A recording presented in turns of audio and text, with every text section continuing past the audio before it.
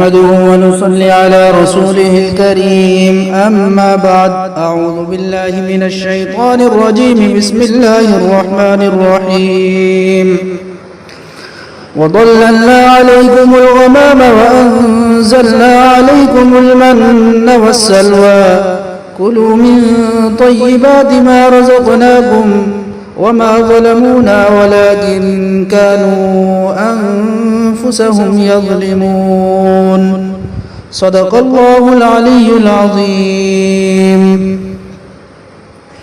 معزز سامعین کرام، درس قرآن کے ایک اور سبق کے ساتھ آپ کی خدمت میں حاضر ہیں.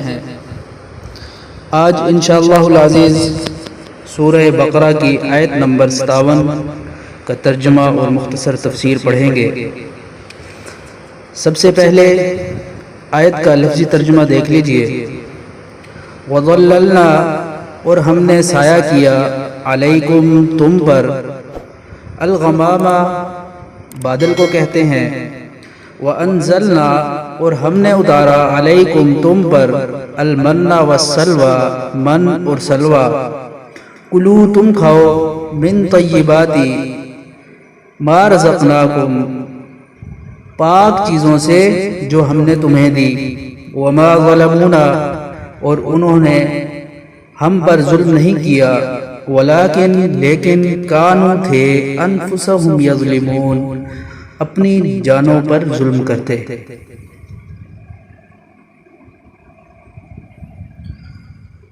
اور ہم نے تم کو بادل کا سایہ عطا کیا اور تم پر من اور سلوہ نازل کیا، اور کہا کہ جو پاکیزہ رزق ہم نے تمہیں بخشا ہے شوق سے کھاؤ. اور یہ نافرمانیاں کر کے انہوں نے ہمارا کچھ نہیں بگاڑا، بلکہ وہ خود اپنی جانوں پر ہی ظلم کرتے تھے.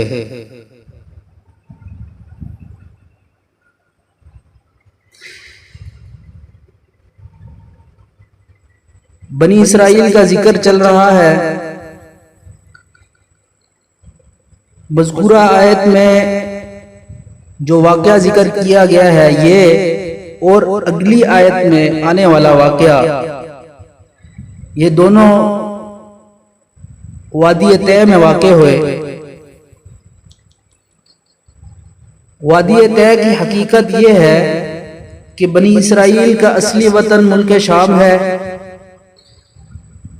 حضرت یوسف علیہ السلام کے وقت میں مصر آئے تھے اور یہاں ہی آباد ہو گئے. اور ملک شام میں عمالقہ نامی قوم کا تسلط ہو گیا. فرعون جب غرق ہو گیا اور یہ لوگ مطمئن ہو گئے تو اللہ رب العزت کا ان کو حکم ہوا کہ عمالقہ سے جہاد کرو اور اپنی اصلی جگہ کو ان کے قبضہ سے چھڑوا لو. بنی اسرائیل اس ارادہ پر مصر سے چلے اور ان کی حدود میں پہنچ کر یعنی شام پہنچ کر جب عمالقہ نامی قوم کا زور اور طاقت انہوں نے دیکھی تو ہمت ہار بیٹھے اور جہاد سے صاف انکار کر دیا. اللہ رب العزت نے ان کو اس انکار کی یہ سزا دی کہ 40 برس تک ایک میدان میں پریشان حال گھومتے رہے، گھر پہنچنا بھی نصیب نہ ہوا. اور یہ میدان کچھ بڑا رقبہ نہ تھا، بلکہ مصر اور شام کے درمیان 5-6 کوس یعنی تقریباً 10 میل کا رقبہ تھا. روایت یہ ہے کہ یہ لوگ اپنے وطن مصر جانے کے لیے دن بھر سفر کرتے اور رات کو کسی منزل پر قیام کرتے. صبح کو جب دیکھتے کہ جہاں سے چلے تھے وہیں ہے. اسی طرح 40 سال سرگردان و پریشان اس میدان میں پھرتے رہے. اس لیے اس میدان کو وادی طے کہا جاتا ہے.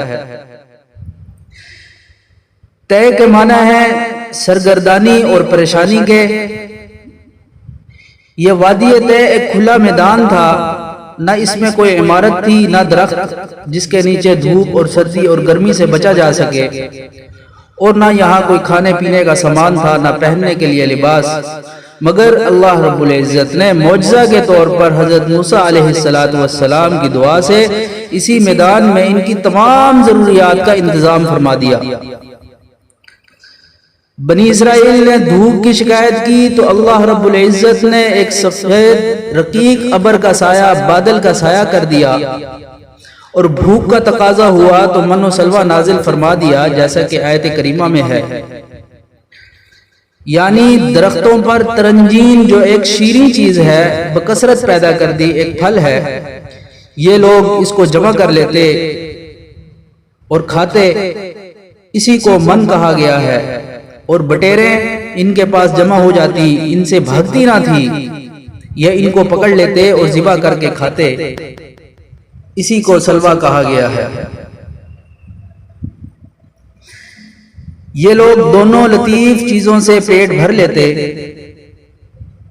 چونکہ ترنجین کی کثرت معمول سے زائد تھی اور بٹیروں کا وحشت نہ کرنا یہ بھی معمول کے خلاف ہے، لہذا اس حیثیت سے دونوں چیزیں خزانہ غیب سے قرار دی گئی اور نعمت قرار دیا ان کو پانی کی ضرورت پیش آئی تو موسیٰ علیہ السلام کو ایک پتھر پر لاٹھی مارنے کا حکم دیا گیا، اس پتھر سے چشمے پھوٹ پڑے، جیسا کہ دوسری آیات قرآنی میں مذکور ہے۔ ان لوگوں نے رات کے اندھیرے کا شکوہ کیا تو اللہ رب العزت نے غیب سے ایک روشنی عمودی شکل میں ان کے جہاں یہ رہتے تھے قیام گاہ تھی اس کے درمیان قائم فرما دی۔ کپڑے میلے ہوئے اور پھٹنے لگے اور لباس کی ضرورت پیش ہوئی تو اللہ رب العزت نے بطور اعجاز یہ صورت کر دی کہ ان کے کپڑے نہ میلے ہوں نہ پھٹیں، اور بچوں کے بدن پر جو کپڑے ہیں وہ ان کے بدن کے بڑھنے کے ساتھ ساتھ اسی مقدار میں بڑھتے رہیں۔ اسی طرح تفسیر قرطبی میں مذکور ہے۔ اور ان لوگوں کو یہ بھی حکم ہوا کہ جتنی ضرورت ہو اتنا خرچ کر لیا کریں، اتنا کھا پی لیا کریں، آئندہ کے لیے جمع کر کے نہ رکھیں۔ مگر ان لوگوں نے حرص کے مارے اس میں بھی خلاف کیا تو رکھا ہوا گوشت سڑنا شروع ہو گیا۔ اسی چیز کو فرمایا کہ یہ اپنا ہی نقصان کرتے ہیں۔ اسی چیز کو اس آیت میں ذکر فرمایا گیا ہے، اور ہم نے تم کو بادل کا سایہ عطا کیا اور تم پر من و سلوہ نازل کیا، اور کہا کہ جو پاکیزہ رزق ہم نے تمہیں بخشا ہے شوق سے کھاؤ، اور یہ نافرمانیاں کر کے انہوں نے ہمارا کچھ نہیں بگاڑا۔ نافرمانیاں کیا تھی؟ یہی تھی کہ اللہ رب العزت نے ان کو کہا تھا کہ جمع کر کے نہ رکھے، بقدر ضرورت خرچ کر لیا کریں، کھا لیا کریں، مگر انہوں نے جمع کرنا شروع کر دیا، اور اسی چیز کو کہا ہے کہ وہ خود اپنی جانوں پر ہی ظلم کرتے رہے۔ اللہ رب العزت سے دعا ہے کہ اللہ تعالی مجھے آپ کو ہم سب کو سمجھنے کی توفیق عطا فرمائے۔ وآخر دعوانا الحمدللہ رب العالمین۔